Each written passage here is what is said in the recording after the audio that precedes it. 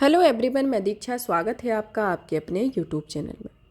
भारतीय निर्वाचन आयोग, जिसे इलेक्शन कमीशन ऑफ इंडिया या चुनाव आयोग भी कहा जाता है। भारतीय निर्वाचन आयोग को पढ़ने के पहले इसके संदर्भ में आपको कुछ इसके की पॉइंट वाइज बता देते हैं कि आज की जो क्लास है इसके अंतर्गत कौन कौन से टॉपिक रहेंगे। पहला तो इसमें पृष्ठभूमि को पढ़ेंगे, उसके बाद उसके सामान्य परिचय को जानेंगे। सामान्य परिचय को जानने के बाद महत्वपूर्ण अनुच्छेद एवं उसकी शक्तियाँ एवं साथ ही साथ इनकी समितियों के संदर्भ में भी क्वेश्चन देखेंगे कि समितियों से रिलेटेड हमेशा क्वेश्चन पूछे जाते हैं, तो इसके संदर्भ में। चलिए तो शुरू करते हैं। शुरू करने के पहले आता है कि निर्वाचन आयोग के बारे में, कि आखिर निर्वाचन आयोग होता क्या है। निर्वाचन आयोग जो है वो एक संवैधानिक निकाय है जो कि भारतीय संविधान के अनुच्छेद 324 के अंतर्गत आता है। इसे एक स्थायी और स्वतंत्र निकाय भी कहा जाता है क्योंकि इसका गठन भारत के संविधान द्वारा देश में स्वतंत्र एवं निष्पक्ष चुनाव कराने के उद्देश्य से इसका गठन किया गया। अनुच्छेद 324 जो है वह इसके अंतर्गत राष्ट्रपति, उपराष्ट्रपति, संसद, राज्य विधानमंडल पदों की निर्वाचन, संचालन, निर्देशन एवं नियंत्रण की जो जिम्मेदारी होती है वह चुनाव आयोग की होती है।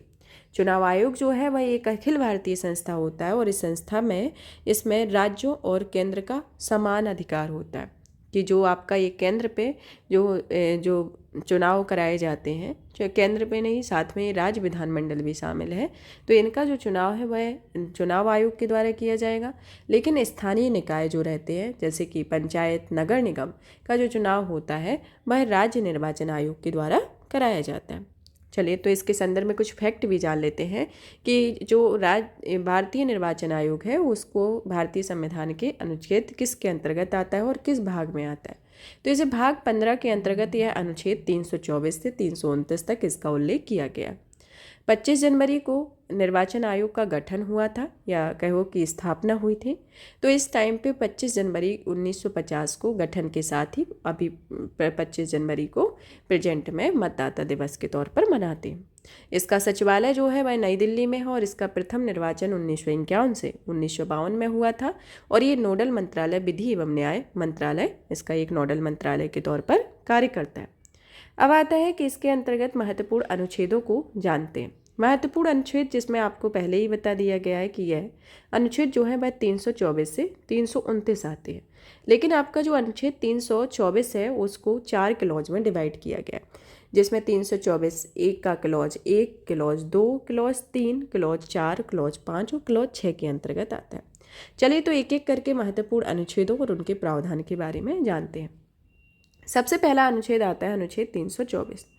अनुच्छेद 324 जो है वह निर्वाचन के अधीक्षण, निर्देशन और नियंत्रण का निर्वाचन आयोग में निहित होना इसके संदर्भ में आता है। तो इसके अंतर्गत कौन कौन से आते हैं, अब इसका भी अलग अलग करके है। तो इसमें जैसे अनुच्छेद 324 का क्लॉज 1 कहता है कि निर्वाचक नामावली तैयार करना तथा निर्वाचन से संबंधित निर्वाचन आयोग का गठन करना होता है, जो कि संसद और प्रत्येक राज्य के विधानमंडल के लिए कराए जाने वाले सभी निर्वाचनों के लिए राष्ट्रपति और उपराष्ट्रपति के पदों के लिए निर्वाचनों के लिए एक निर्वाचन नामावली तैयार करेगा। दूसरा आता है निर्वाचन आयोग की संरचना, जो कि जिसमें प्रेजेंट में अभी एक मुख्य निर्वाचन आयुक्त और 2 अन्य निर्वाचन आयुक्त हैं और जितने राष्ट्रपति समय समय पर नियत करे यह मिलकर बनेंगे और मुख्य निर्वाचन आयुक्त और नर निर्वाचन आयुक्त की जो नियुक्ति है संसद द्वारा निर्मित विधि द्वारा बनाई गई विधि के उपबंधों के अधीन रहते हुए राष्ट्रपति द्वारा किया जाएगा। तो आपका अनुच्छेद 324 का क्लॉज 2 ये कहता है। चलिए तो इसकी संरचना के संदर्भ में एक ओवरव्यू को जान लेते हैं कि इलेक्शन कमीशन का जब गठन हुआ था उस टाइम पर किस तरीके की संरचना थी और प्रेजेंट में किस तरीके की संरचना है। इलेक्शन कमीशन में सबसे पहले तो 1950 में जब इसका गठन हुआ था तो 1950 से 15 अक्टूबर 1989 तक यह एक सदस्यीय निकाय के तौर पर कार्य करता था, यानी कि यहाँ पर केवल एक मुख्य अधिकारी होते थे। फिर 61वां संविधान संशोधन 1988 में हुआ, जिसे 1989 में लागू किया गया, और इसमें जो आपकी मत देने की जो एज थी उसमें भी परिवर्तन किया गया कि पहले 21 साल थी, उसे बाद में 18 वर्ष कर दिया गया। फिर 16 अक्टूबर 1989 को एक बहुसदस्यीय निकाय को गठित किया गया, जिसमें कहा गया कि आयोग के काम के भार को कम करने के लिए इसे बहुसदस्यीय करना चाहिए। अब बहुसदस्यीय जब किया गया तो इसमें एक मुख्य निर्वाचन आयुक्त को बनाया गया और 2 अन्य निर्वाचन आयुक्त को बनाया गया। पुनः जब 1990 आया तो वहाँ इसको एक सदस्यीय कर दिया गया। फिर यही प्रक्रिया चली तो अक्टूबर 1993 में इसमें एक 3 सदस्य का गठन किया गया, और जिसमें आयोग की जो नियुक्ति रही वह इसके संदर्भ में मुख्य निर्वाचन आयुक्त की राष्ट्रपति करेगा और अन्य की जो नियुक्ति होगी आयोग का अध्यक्ष करेगा। अब आयोग का अध्यक्ष कौन होगा, तो आयोग के अध्यक्ष मुख्य निर्वाचन अधिकारी होते हैं। चलिए तो टॉपिक पे पुनः आते हैं, जो कि अब ये आर्टिकल 323 क्लॉज 2 के अंतर्गत आता है, जिसमें संरचना के संदर्भ में जाना। अब आता है 324 का क्लॉज 2, जो कि मुख्य जब कोई अन्य निर्वाचन आयुक्त इस प्रकार से नियुक्त किया जाता है कि मुख्य निर्वाचन आयुक्त आयोग के अध्यक्ष के रूप में कार्य करेगा। तो इसमें अध्यक्ष के जैसे कि कोई भी जब निर्वाचन आयुक्त को नियुक्त किया जाता है तो ये अध्यक्ष के तौर पर कार्य करता है, और नियुक्ति से संबंधित प्रावधान भी इसी के अंतर्गत आता है कि मुख्य निर्वाचन आयुक्त की जो नियुक्ति होगी वह राष्ट्रपति करेगा, लेकिन जो अन्य सदस्य की नियुक्ति होगी वह मुख्य निर्वाचन आयुक्त के द्वारा की जाएगी, जो कि आयोग का अध्यक्ष होगा। और आयोग का अध्यक्ष कौन होंगे, मुख्य निर्वाचन आयुक्त। अब आता है अनुच्छेद 324 का क्लॉज 4, जो कि प्रादेशिक आयुक्त की नियुक्ति के संदर्भ में। इसमें लोकसभा के और प्रत्येक राज्य की विधानसभा के प्रत्येक साधारण निर्वाचन से पहले तथा विधान परिषद के प्रत्येक राज्य की विधान परिषद के लिए प्रथम साधारण निर्वाचन से पहले और उसके द्विवार्षिक निर्वाचन से पहले राष्ट्रपति निर्वाचन से परामर्श करने के पश्चात निर्वाचन आयोग को सौंपे गए कृत्यों के पालन पर आयोग की सहायता के लिए उन्हें प्रादेशिक आयुक्तों की नियुक्ति कर सकेगा, जिसको वह आवश्यक समझते हो। तो ये राष्ट्रपति के द्वारा इसकी नियुक्ति की जाएगी, जिसमें लोकसभा और राज्यसभा विधानसभा के संदर्भ में। अब आता है अनुच्छेद 324 का क्लॉज 5 क्या कहता है, यह सेवा शर्तों एवं पदावधि से संदर्भित है, जिसमें कहा गया है कि संसद द्वारा बनाई गई किसी विधि के उपबंधों के अधीन रहते हुए निर्वाचन आयुक्त और प्रादेशिक आयुक्तों की सेवा शर्तें और पदावधि ऐसी होगी जो राष्ट्रपति नियम को धारित करे। अब राष्ट्रपति कौन से नियम अवधारित करे, जैसे मुख्य निर्वाचन आयुक्त को उसकी पद से उसी रीति से या उसी आधारों पर हटाया जाएगा जिस रीति से उच्चतम न्यायालय के न्यायाधीश को हटाया जाता है। मतलब कि जो अनुच्छेद 324 का क्लॉज 5 है वह इनके हटाने के संदर्भ में है कि जिस इनको निर्वाचन आयुक्त को किस तरीके से हटाया जाता है। तो सबसे पहले तो ये जानते हैं कि जो भारत के न्यायाधीश होते हैं उनको किस प्रक्रिया के तहत हटाया जाता है। हटाने की जो प्रक्रिया होती है वह अनुच्छेद 124 के क्लॉज 4 के अंतर्गत आती है, जिसमें एक आधार दिया जाता है कि साबित कदाचार और साबित असमर्थता के आधार पर, और प्रक्रिया जो होती है जो प्रत्येक सदन के बहुमत व उपस्थित मत देने वाले 2/3 सदस्यों और राष्ट्रपति द्वारा हटाए जाने का, जब 2/3 सदस्यों के द्वारा इस प्रक्रिया को हटा दिया जाता है, प्रक्रिया पूरी हो जाती है तो राष्ट्रपति द्वारा इस पद को हटाने का आदेश दिया जाता है। और इसमें इस प्रक्रिया को पूरा करने के लिए एक कंडीशन होती है कि इसे संसद के एक सत्र में पूरा होना चाहिए। अब आता है आर्टिकल 124 का क्लॉज 5, जिसमें कहा गया है कि जो हटाने की प्रक्रिया व जांच हेतु संसद कानून बना सकती है। इसके लिए संसद कानून बना सकती है, लेकिन न्यायाधीश जांच अधिनियम 1968 में इसमें हटाने की प्रक्रिया में अनुच्छेद 124 के क्लॉज 4 में लोकसभा की जो सदस्यों की संख्या 100 है, राज्यसभा में 50 है, तो उसमें एक जांच समिति होगी जो कि 3 सदस्यीय होगी।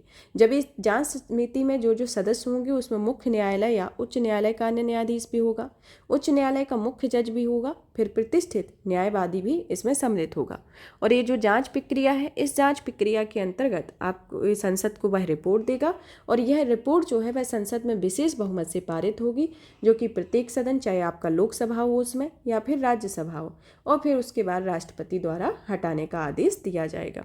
तो ये प्रक्रिया एक तरीके से इस तरीके से चलेगी। सबसे पहले किस तरीके से कि इसमें लोकसभा में हटाने का एक प्रावधान किया जाएगा जो कि न्यायाधीश जांच अधिनियम 1968 के तहत होगा, जिसमें लोकसभा के जो सदस्य होंगे 100 और राज्यसभा के 50 होंगे, जिसमें जांच समिति बनेगी जो 3 सदस्यीय होगी, और यह समिति जिसमें मुख्य न्यायाधीश, उच्च न्यायालय के अन्य न्यायाधीश और उच्च न्यायालय के मुख्य जज और प्रतिष्ठित न्यायवादी होंगे। जांच समिति जो होगी वह संसद को रिपोर्ट देगी, संसद विशेष बहुमत से सदन में पारित करेगी, पारित होने के बाद राष्ट्रपति इसे पद से हटाएगा। तो यह प्रक्रिया अनुच्छेद 124 के क्लॉज 4 और अनुच्छेद 124 के क्लॉज 5 में दी गई है।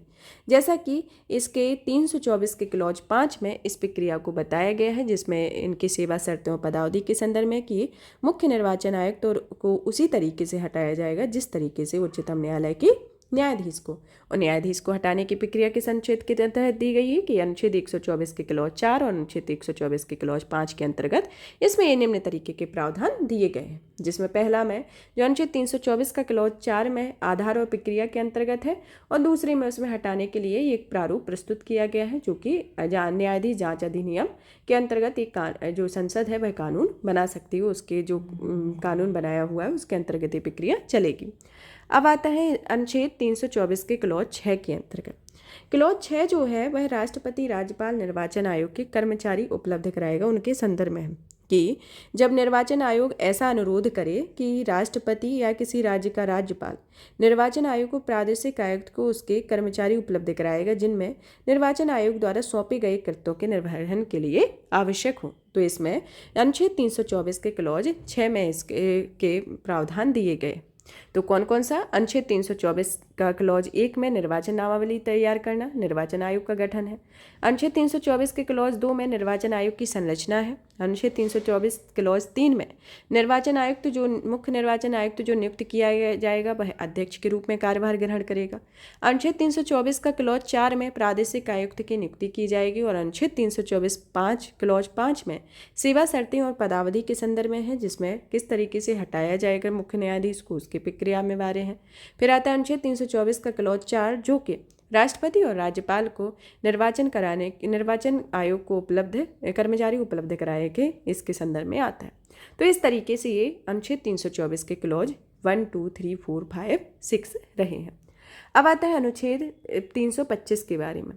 325 जो है वह कहता है कि निर्वाचन नामावली तैयार करने धर्म, मूल, वंश, जाति या लिंग के आधार पर भेदभाव नहीं करना चाहिए, तो इसके संदर्भ में आता है। फिर आता है अनुच्छेद 326। 326 जो है वह लोकसभा और राज्यसभा की विधानसभा में निर्वाचन को वैक्स मताधिकार पर होना चाहिए, जिसके अंतर्गत आता है। जो है वैक्स मताधिकार को जो है, जो आपकी पहले जो आयु थी वह 21 वर्ष थी, लेकिन 61वें संविधान संशोधन 1988 के तहत इसे 21 वर्ष से घटाकर 18 वर्ष कर दी गई है। नेक्स्ट आता है अनुच्छेद 327 जो कि राज्य के निर्वाचन के संबंध में कानून बनाने की शक्ति से संबंधित है। अनुच्छेद 328 जो है वह किसी राज्य विधानमंडल की निर्वाचन के संदर्भ में कानून बनाने की शक्ति रखता है। फिर आता है अनुच्छेद 329 जो निर्वाचन संबंधी मामले में न्यायालय का हस्तक्षेप ना हो इसके से संबंधित होता है। अब यहाँ पर ये आपके आर्टिकल फिनिश होते हैं। अब आता है इसके संदर्भ में जानते हैं कि वर्तमान में ये मुख्य निर्वाचन आयुक्त और अन्य निर्वाचन आयुक्त कौन है। अब आते हैं कि मुख्य निर्वाचन आयुक्त जो है वह राजीव कुमार है जो कि 25 नंबर के हैं। तो अब जब ये 25वें निर्वाचन आयुक्त हैं तो पहले मुख्य निर्वाचन आयुक्त कौन रहे हैं, तो वह शिवकुमार सेन रहे हैं, और जो प्रथम महिला मुख्य निर्वाचन आयुक्त BS रमावती देवी रही हैं। अभी हाल ही में 2 अन्य निर्वाचन आयुक्त की नियुक्ति की गई है, जिनमें ज्ञानेश कुमार और सुखवीर सिंह सिंधु को हाल ही में अन्य निर्वाचन आयुक्त नियुक्त किया गया है, जो कि एक बहुसदस्यीय निकाय है जिसमें एक मुख्य निर्वाचन आयुक्त और 2 अन्य निर्वाचन आयुक्त होती है। अब आता है इनके कार्यकाल के बारे में कि इनके कार्यकाल जो है, इनका जो अभी गठन किया गया है, इनके जो नियुक्ति की गई है, तो इनके संदर्भ में आता है कि इनका कार्यकाल क्या होगा। इनका कार्यकाल मुख्य निर्वाचन आयुक्त का जो कार्यकाल है वह 6 वर्ष या 65 वर्ष की आयु जो कि भी पहले हो उसके पर होगा।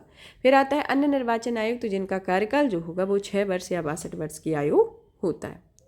किसी भी समय त्यागपत्र ये दे सकते हो, कार्यकाल समाप्त होने के पूर्व भी इन्हें हटाया जा सकता है, जिस तरीके से ये प्रक्रिया बताई गई है। अब आता है हमारा कि निर्वाचन आयोग के कार्यों के बारे में। निर्वाचन आयोग के कार्यों के संदर्भ में आता है सबसे पहले कि संसद जो होती है, संसद, राष्ट्रपति, उपराष्ट्रपति, राज्य विधानमंडल के निर्वाचन इनके द्वारा कराया जाता है। फिर आता है कि संसद के परिसीमन आयोग के अधिनियम के आधार पर समस्त भारत के भू क्षेत्र में भूभाग का निर्धारण किया जाता है। निर्वाचन नामावली तैयार करना, राजनीतिक दलों को मान्यता प्रदान करना, चुनाव चिन्ह आवंटित करना, निर्वाचन आयोग से संबंधित विवाद की जांच के लिए अधिकारी नियुक्त करना, आचार संहिता निर्मित करना, निर्वाचन से संबंधित समय पर राजनीतिक दलों के प्रचार के लिए रेडियो और टीवी कार्यक्रम सूची निर्मित करना, रिंगिंग, मतदान केंद्र लूटना, हिंसा व अन्य अनियमितताओं के आधार पर निर्वाचन रद्द होना है। और यह समस्त भारत में स्वतंत्र एवं निष्पक्ष चुनाव कराने के लिए एक पर्यवेक्षण तंत्र की तरह कार्य चुनावी तंत्र का पर्यवेक्षण करना भी होता है, जिसमें निर्वाचन के मद्देनजर राजनीतिक दलों को पंजीकृत करना, निर्वाचन में प्रदर्शनी के आधार पर उसे राष्ट्रीय या राज्य स्तर पर दल का दर्जा देना होता है। तो इस तरीके से ये इसके कार्य एवं शक्तियाँ आते हैं। चलिए, तो अब आती हैं इनकी समितियाँ, जिनसे रिलेटेड हमेशा क्वेश्चन पूछे जाते हैं। तो अब आता है समितियों में संथानम समिति। संथानम समिति जो है 1962 में आई थी। फिर आता है ताराकुंड समिति, जिसे 1974 में गठित किया गया था। सगदर समिति 1981 में, गोस्वामी समिति 1990 में, सेशन समिति 1992 में, इंद्रजीत समिति 1998 में, मोइली समिति को 2007 में, रेड्डी समिति को 2011 में और वर्मा समिति को 2013 में गठित किया गया था। तो इसके संदर्भ में ये प्रमुख समितियां रही हैं। यहाँ पर हमारा टॉपिक फिनिश होता है। टॉपिक फिनिश करने के पहले कुछ तथ्यों को भी जान लेते हैं, जैसे कि वर्तमान में राजनीतिक दल 6 राजनीतिक दल हैं और इलेक्ट्रॉनिक वोटिंग मशीन का जो स्टार्टिंग है वह कहाँ पर हुई थी? केरल में हुई थी। वो कब हुई थी? 1982 में केरल में इसकी शुरुआत हुई थी और 2004 में लोकसभा में इसका उपयोग किया गया था। फिर आता है कि भारत इलेक्ट्रॉनिक लिमिटेड, जो कि बेंगलोर, तथा electronic corporation of India Hyderabad में स्थित है।